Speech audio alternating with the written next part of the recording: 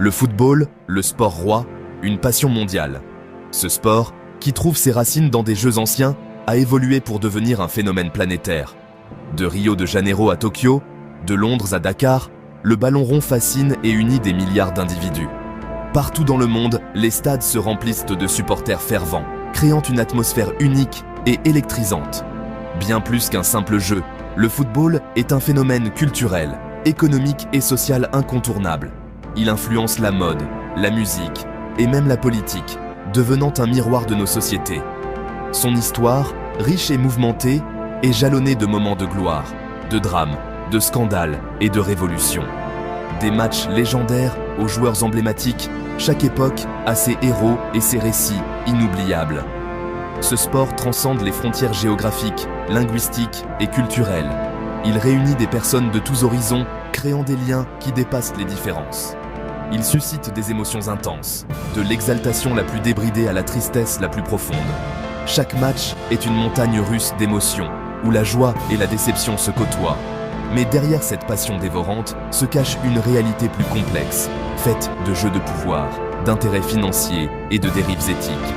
Les coulisses du football révèlent des enjeux bien plus grands que le simple plaisir du jeu. Ce voyage à travers l'histoire et les coulisses du football nous permettra de mieux comprendre ce sport fascinant et controversé. Nous découvrirons les rouages internes qui font tourner cette immense machine. Des origines anciennes du jeu aux scandales modernes qui ternissent sa réputation, nous explorerons les multiples facettes de ce phénomène mondial. Chaque époque a ses défis et ses controverses, mais la passion pour le football reste inébranlable. L'histoire du football remonte à la nuit des temps, bien avant que le sport ne devienne ce que nous connaissons aujourd'hui. Des traces de jeux de balle au pied ont été retrouvées dans diverses civilisations anciennes, chacune ayant sa propre version et ses propres règles. En Chine, le cuju était pratiqué dès le IIIe siècle avant Jésus-Christ, et il était considéré comme un art autant qu'un sport. Il s'agissait d'un exercice militaire visant à améliorer la condition physique des soldats, mais aussi à développer leur agilité et leur coordination. Au Japon, le kemari était un jeu cérémoniel pratiqué par la cour impériale, souvent lors de grandes fêtes et célébrations. Dans l'Antiquité romaine, le harpastume était un jeu brutal et violent, où la force et la stratégie étaient essentielles pour gagner. Deux équipes s'affrontaient pour s'emparer d'un ballon en cuir, souvent au prix de blessures et de contusions. Les Grecs pratiquaient l'épiskyros, un jeu de balle au pied impliquant un grand nombre de joueurs, et qui demandait une grande habileté et endurance. Au Moyen-Âge, en Europe, des jeux de balle au pied, souvent violents et peu réglementés, étaient populaires dans les villages et les villes, rassemblant des foules enthousiastes. Ces jeux ancestraux témoignent de l'attrait universel pour le jeu de balle au pied, unissant les gens à travers les âges et les cultures. Ils ont jeté les bases du football moderne, même si les règles et les pratiques ont considérablement évolué au fil des siècles pour devenir le sport mondialement adoré que nous connaissons aujourd'hui. Au XIXe siècle, en Angleterre, le football a connu une transformation majeure. Ce sport, autrefois désorganisé et joué de manière informelle, a commencé à prendre une forme plus structurée. Des règles ont été codifiées, des clubs ont été créés et des compétitions ont été organisées. Ces changements ont permis de donner au football une identité propre et de le distinguer des autres jeux de ballon. En 1863, la Football Association, FA, a été fondée à Londres. Cette organisation a joué un rôle central dans la formalisation du sport. Elle a établi les premières règles officielles du football, jetant ainsi les bases du sport moderne. Ces règles ont permis d'uniformiser le jeu et de faciliter les compétitions entre différentes équipes. Le football s'est rapidement répandu dans les écoles privées anglaises. Les jeunes élèves ont adopté ce sport avec enthousiasme, contribuant à sa popularité croissante. Il est devenu un symbole de distinction sociale et d'esprit sportif.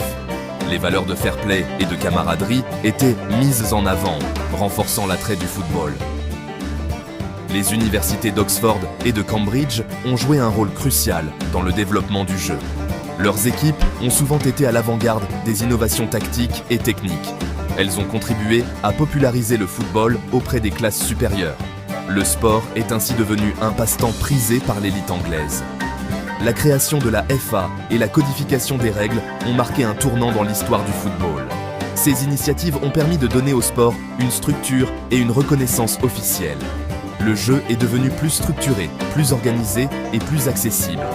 Grâce à ces évolutions, le football a pu se développer et s'étendre bien au-delà des frontières anglaises, devenant le sport mondial que nous connaissons aujourd'hui. À la fin du 19e siècle et au début du 20e siècle, le football a franchi les frontières de l'Angleterre. Des clubs ont vu le jour en Europe continentale, en Amérique du Sud et dans d'autres régions du monde.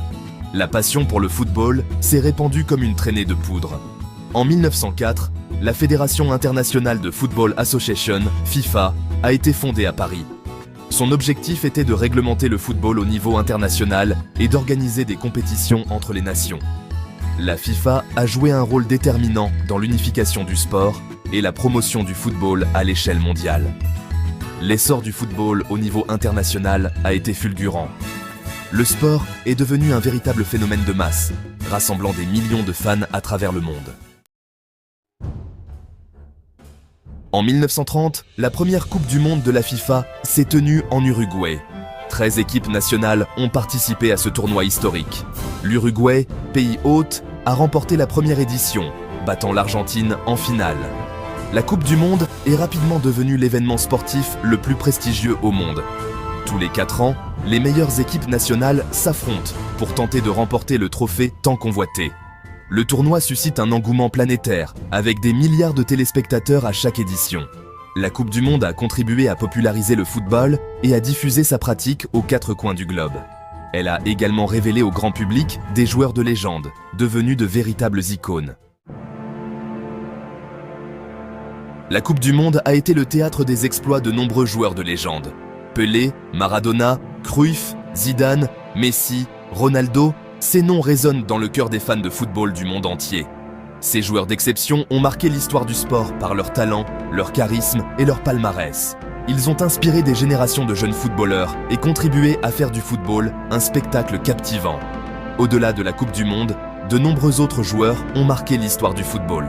Des clubs mythiques comme le Real Madrid, le FC Barcelone, Manchester United ou encore le Bayern Munich ont vu passer des générations de champions. Le football, en raison de sa popularité et de sa portée mondiale, a souvent été utilisé à des fins politiques. Les régimes autoritaires et les dictatures ont compris le pouvoir du sport pour unir la population et asseoir leur légitimité. Mussolini, en Italie, a utilisé la Coupe du Monde de 1934 pour promouvoir le fascisme. Franco, en Espagne, a fait de même avec le Real Madrid, club associé au régime franquiste. En Argentine, la junte militaire a instrumentalisé la Coupe du Monde de 1978 pour détourner l'attention des crimes commis par le régime. Le football peut être un outil de propagande puissant. Il peut être utilisé pour promouvoir des idéologies, attiser le nationalisme ou détourner l'attention des problèmes sociaux et politiques. Ces dernières années, le monde du football a été secoué par une série de scandales retentissants. La FIFA, instance dirigeante du football mondial, a été accusée de corruption, de blanchiment d'argent et de favoritisme. L'attribution de la Coupe du Monde 2022 au Qatar a suscité de vives critiques. Les conditions de travail des ouvriers immigrés sur les chantiers des stades ont été dénoncées par les organisations de défense des droits humains. Ces scandales ont entaché l'image du football et soulevé des questions sur la gouvernance du sport. Ils ont révélé les dérives d'un système opaque et corrompu. Le football est devenu une industrie mondialisée, générant des milliards de dollars de revenus chaque année. Les droits télévisés, les contrats de sponsoring et le merchandising ont explosé ces dernières décennies. Le marché des transferts, qui voit des joueurs changer de club pour des sommes astronomiques, est devenu un symbole des dérives du football moderne. Des clubs riches, notamment ceux financés par des fonds souverains, n'hésitent pas à dépenser des centaines de millions d'euros pour s'assurer les services des meilleurs joueurs.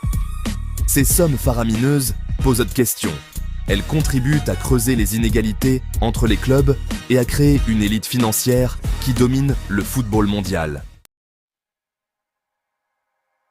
Le football est à la croisée des chemins. Le sport roi est confronté à de nombreux défis. La corruption, les inégalités, la violence dans les stades, l'impact environnemental des événements sportifs, etc. L'avenir du football dépendra de la capacité des instances dirigeantes à réformer le système, à promouvoir la transparence et à garantir l'intégrité du sport. Les fans, les joueurs et les clubs ont un rôle à jouer pour préserver l'essence même du football, la passion, l'esprit sportif et le respect. Malgré les scandales et les controverses, le football conserve un pouvoir d'attraction unique. Il continue d'inspirer des millions de personnes à travers le monde. Le football est bien plus qu'un simple jeu. Il est le reflet de la société, avec ses lumières et ses ombres. Il peut être un vecteur de cohésion sociale, de solidarité et de dépassement de soi. Mais il peut aussi être le terrain de jeux d'intérêts mercantiles, de rivalités exacerbées et de dérives individualistes. L'histoire du football est une histoire de passion, de gloire, de scandale et d'incertitude. Le sport roi est à un tournant de son histoire. Il doit se réformer pour préserver son essence et continuer à faire rêver des millions de fans à travers le monde.